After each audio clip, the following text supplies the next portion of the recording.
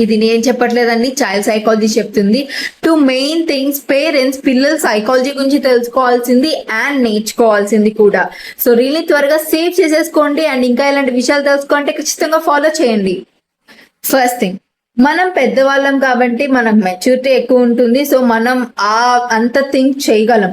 So as parents and normal human psychology ఏంటి అంటే, మన మెచ్యూరిటీ లెవెల్కి పిల్లలు థింక్ చేస్తారు అని మనం అనుకుంటాం, కానీ అలా అవ్వదండి. మనమే పిల్లలు థింకింగ్కి దిగి వాళ్ళ మెచ్యూరిటీ లెవెల్కి, వాళ్ళ అండర్స్టాండింగ్కి దిగి వాళ్ళలాగా ఆలోచించాలి. సెకండ్ థింగ్, పిల్లలతో ఎక్కువ టైం స్పెండ్ చేయటం before bed time.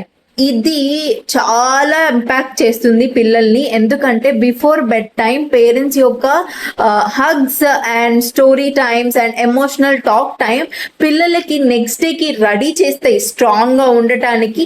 And also చాలా మీకు మీ పిల్లలకి చాలా ఎక్కువ ఎమోషనల్ కనెక్షన్ పెరుగుతుంది, ఫ్రీగా అన్నీ చెప్పుకోగలుగుతారు.